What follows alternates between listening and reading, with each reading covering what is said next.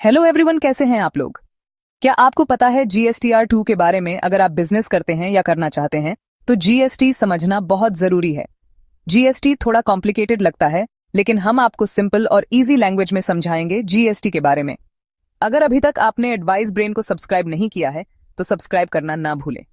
और यह हमारी GST की स्पेशल सीरीज चल रही है, जिसमें हम डेली 3 वीडियोस लेके आते हैं।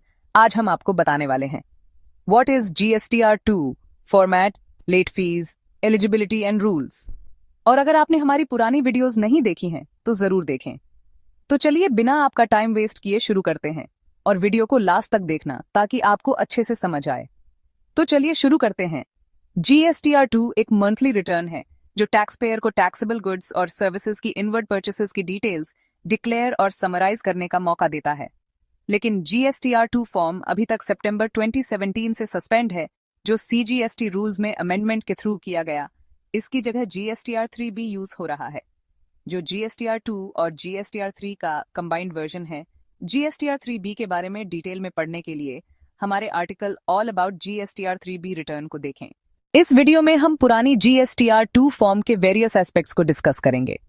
अब बात करते हैं GSTR2 और उसकी इंपॉर्टेंस के बारे में। अगस्त 2017 तक हर रजिस्टर्ड टैक्सेबल पर्सन को GST के अंडर इनवर्ड सप्लाईज यानी परचेसेस और इनपुट टैक्स क्रेडिट ITC की डिटेल्स हर टैक्स पीरियड में GSTR2 फॉर्म में देनी पड़ती थी।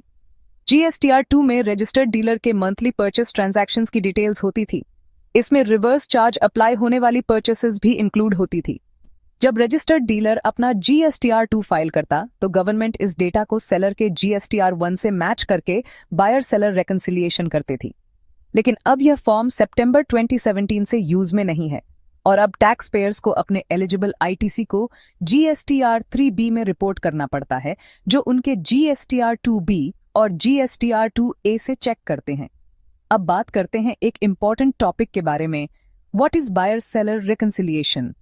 बायर सेलर रिकंसिलिएशन या इनवॉइस मैचिंग एक प्रोसेस है जिसमें सेलर के टैक्सेबल सेल्स को बायर के टैक्सेबल परचेसेस के साथ मैच किया जाता है। यह प्रोसेस इंपॉर्टेंट है क्योंकि ITC तभी मिलेगा अगर बायर के GSTR2 अब GSTR3B में परचेस की डिटेल्स सेलर के GSTR1 में सेल की डिटेल्स के साथ मैच करती हैं।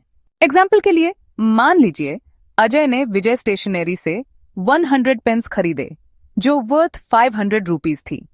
विजय स्टेशनरी को अपने GSTR1 में 500 सेल्स शो करने पड़ेंगे।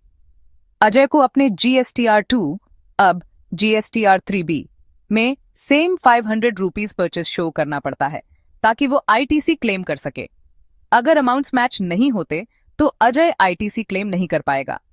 अभी यह रिकंसिलिएशन या मैचिंग GSTR2B और GSTR3B के बीच किया जाता है।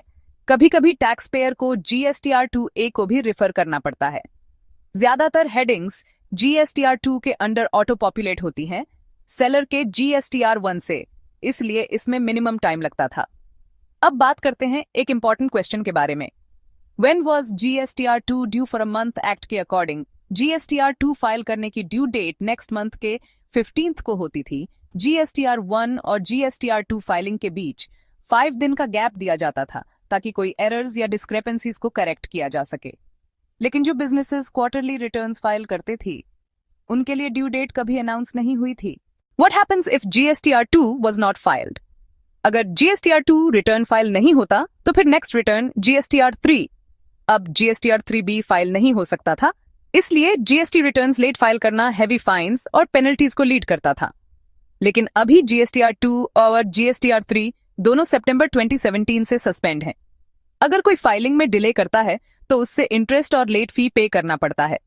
इंटरेस्ट 18% पर एनम होता था, जो टैक्स पेयर को आउटस्टैंडिंग टैक्स अमाउंट पे कैलकुलेट करना पड़ता था। ये कैलकुलेशन फाइलिंग के नेक्स्ट दिन 16th ऑफ नेक्स्ट मंथ से लेकर पेमेंट के डेट तक होती थी। लेट फी ₹100 पर डे पर एक्ट होती थी, इसलिए CGST और SGST दोनों के लिए ₹100 पर डे चार्ज होता था। टोटल ₹200 पर डे होता था और मैक्सिमम ₹5,000 तक की लेट फी होती थी। IGST के लिए कोई लेट फी नहीं होती थी। तो दोस्तों आज के लिए इतना ही, मिलते हैं नेक्स्ट वीडियो में। अगर आपको यह वीडियो पसंद आई हो तो लाइक करें, शेयर करें और ऐसे ही और इन्फॉर्मेटिव वीडियोस के लिए चैनल को सब्सक्राइब करें। और अगर आपका कोई भी डाउट हो तो कमेंट कर सकते हैं या फिर हमें कांटेक्ट कर सकते हैं। Thank you and have a nice day.